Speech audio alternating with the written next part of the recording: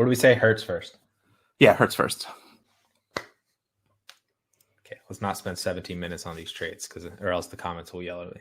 Too bad. I talk. It's what happens.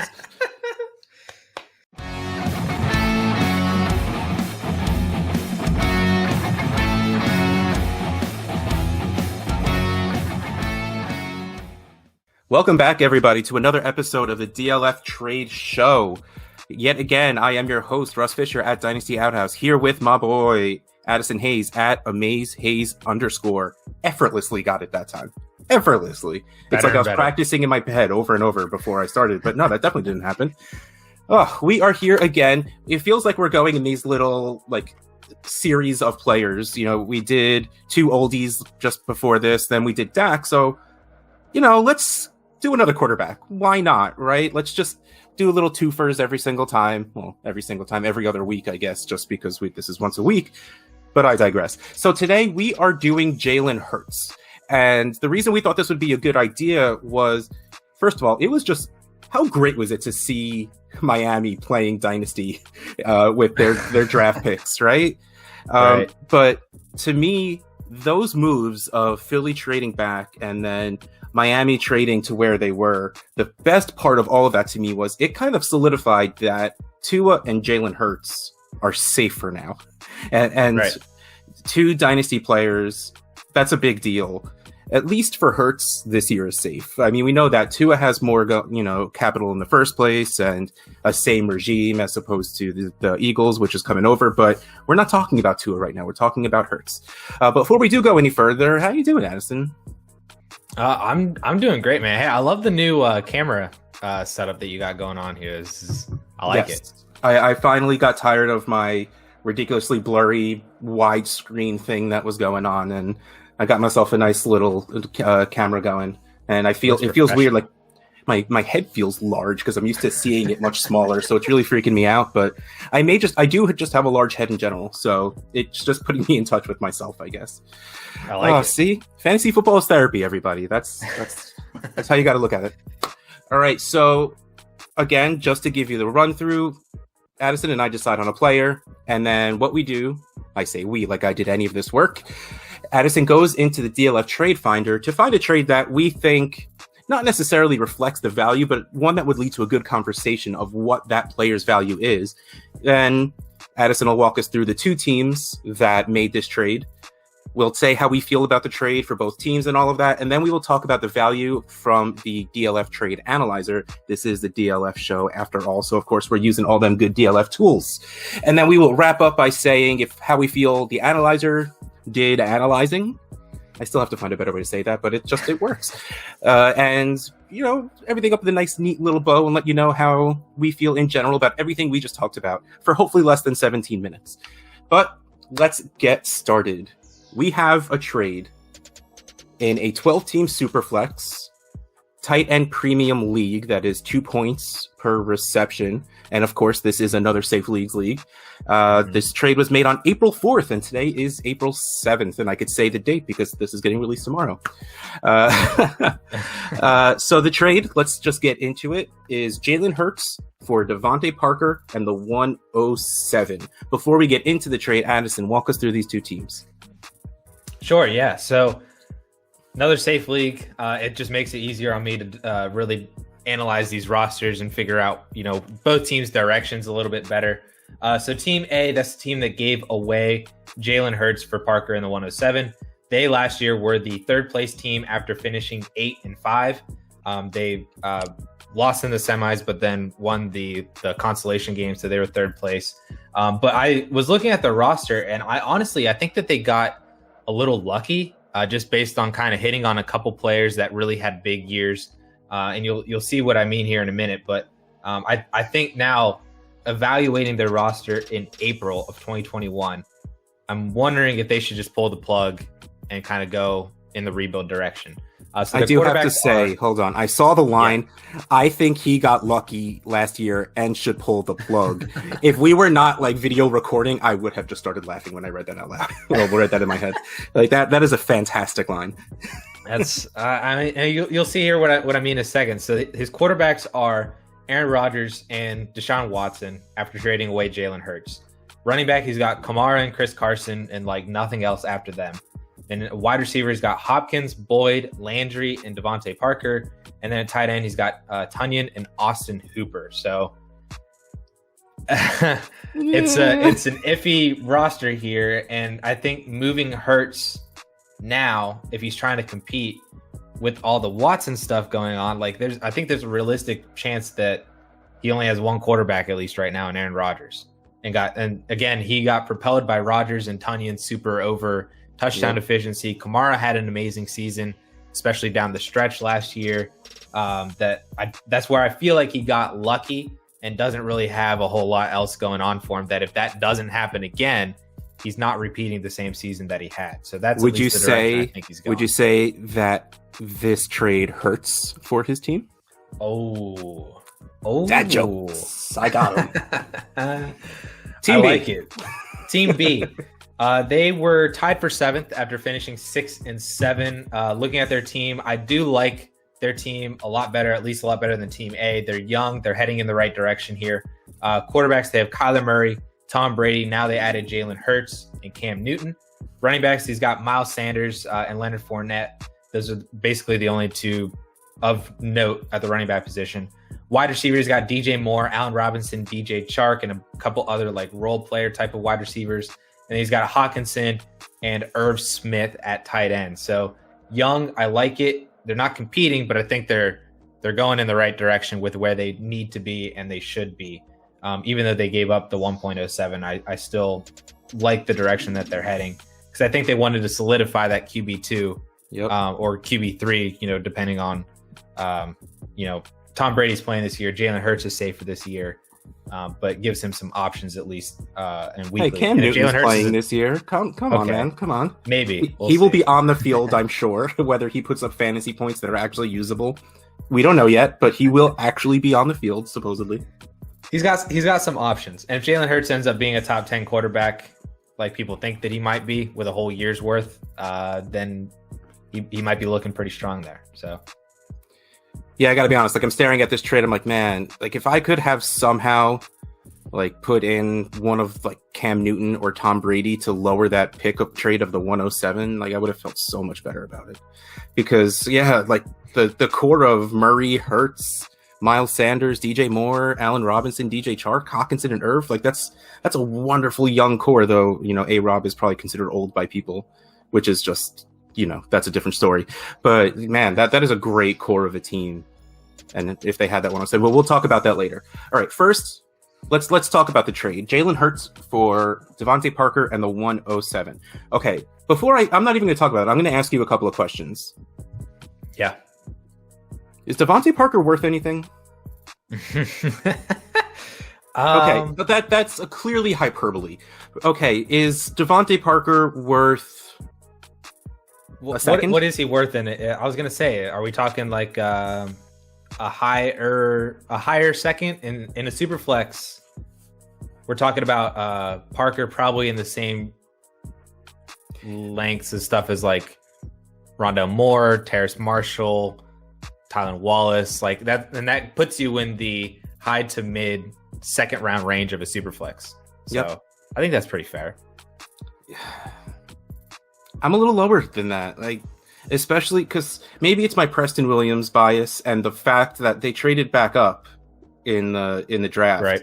Added Will Fuller for at least this year. Will Fuller is good for an offense. He's not going to take that much volume, but he'll spread the field, and that's what that team needed. Even Tua was kind of complaining that no one's open, and he's so used to playing with the Bama wide receivers who are better than the people he had in Miami. So he's used to people getting separation. So at least Fuller will spread the field out a bit. So it might be better for the entire offense, but no, like I just don't see Parker being a thing, especially because they do still have Gesicki there for now. And I know you're a Gesicki fan, just, out of your bias, but I am also just a fan in general. So I think he's good also. And if they do draft Chase or Smith or something, like what's Parker then? So to me, late second at best for Parker for me. And that's like, if you're on a team where you're just like, I don't want to feel like doing a dart throw, give me a guy I've seen score points, just in case you need that bye week fill in. And that Parker's not actually, he's not bad. Let's put it that way. In the NFL, Parker's not a bad wide receiver. He should be able to get you 4 catches a game, and you'll feel okay about it. So you see Parker as more of a slightly more than a throw-in at this point. Yeah, kind of, pretty much. He's a late second, early third for me. Like, if you're trying to do picks straight up, and I'm trying to sell Devontae Parker, I think I'd have a hard time getting a second for him. But the real reason I ask is Jalen Hurts for the 107. How do you feel about that? That's the real question. I will take... Okay, so we were talking about this before that we actually started recording. There's... Addison has said it so much that it's finally in my head, and I think I'm there. There's going to be the first 5 picks in the SUPERFLEX league very well can be quarterbacks. Right. So let's pretend the first 5 picks are quarterbacks. Where would you slate in Jalen Hurts in those guys? Lawrence, Fields, Wilson. Is Mac Jones the San Francisco quarterback, or is Fields the San Francisco quarterback? Because that could be. So he's we above are in Trey the here Lance and now. 100%. He's 100% above Trey Lance. Okay, so you're saying the 104 to 105. Yes. Let's say I have the 107, you have the 105, and I say the 107 and Devontae Parker for the 105. Are you taking that?